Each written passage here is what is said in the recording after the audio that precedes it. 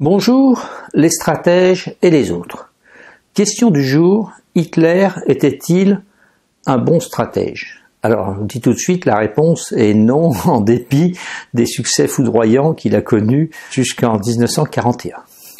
Alors d'abord, si on pose cette question, il faut distinguer deux domaines, comme pour Napoléon, la stratégie militaire et la stratégie diplomatique. Pourquoi? Parce que Hitler avait la prétention de diriger lui-même le mouvement des armées.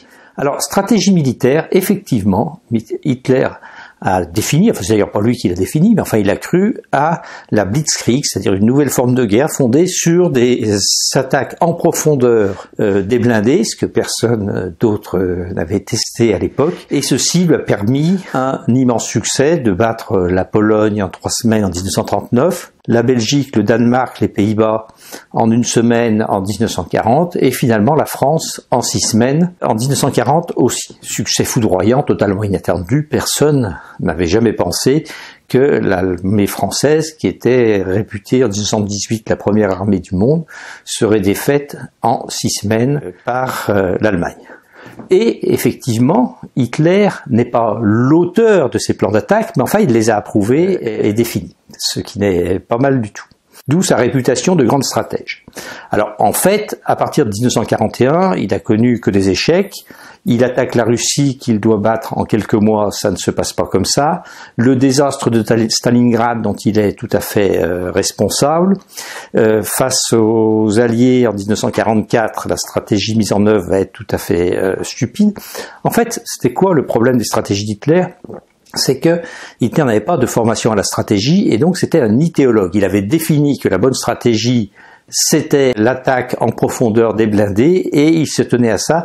Donc pendant la campagne de Russie puis ensuite l'avance des Alliés, il interdisait à ses troupes de reculer, ce qui fait qu'elles étaient encerclées et ces stratégies idiotes ont accéléré la chute de son armée. Donc Hitler n'était pas un bon stratège parce que en stratégie, il ne tenait pas compte des réalités, il tenait compte uniquement de son idéologie. Et finalement, il a perdu la guerre. Alors maintenant, si on parle de la stratégie géopolitique ou la stratégie diplomatique, alors là aussi, 1938, il gagne sur un coup de poker à Munich, mais en fait, Hitler s'est révélé un très mauvais stratège, et d'ailleurs ce qu'il montre, c'est la façon dont a fini l'Allemagne en 1949.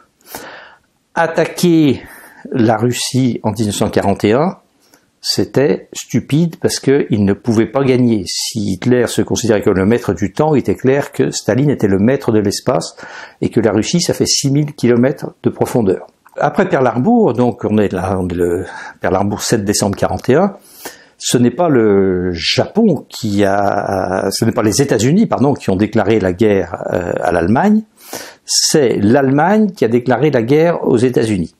Donc un deuxième problème qu'avait Hitler, c'est qu'il n'évaluait pas du tout les rapports de force. Il n'avait pas compris que maintenant le succès militaire était fondé sur la puissance industrielle et la puissance industrielle des États-Unis était 4 fois celle de l'Allemagne. Donc il s'est mis dès 1941 dans une situation où il ne pouvait plus gagner. Bon. Et puis effectivement ensuite il n'a pas eu l'idée ou pas voulu gérer un renversement d'alliance comme lui prescrivait à peu près tout le monde. Et donc Hitler s'est révélé un géopoliticien catastrophique, un diplomate catastrophique et un faible stratège dans la mesure où ses succès sont dus au fait que effectivement son idée stratégique ont été adaptées à la situation du moment, mais quand elle ne l'était plus, il n'a plus vu la différence. Il n'a plus su faire la différence. Voilà donc cette petite leçon toute bête qui illustre que la stratégie s'ancre dans le réel, c'est donc l'inverse de l'idéologie. L'idéologue veut imposer son idée au réel, le stratège veut prendre en compte le réel pour élaborer les bonnes idées. Voilà les stratèges et les autres, ce que je voulais simplement vous dire sur ce charmant garçon bien connu qui était Adolf Hitler. Il me reste à vous suggérer, à vous demander de vous abonner à cette chaîne YouTube. À bientôt!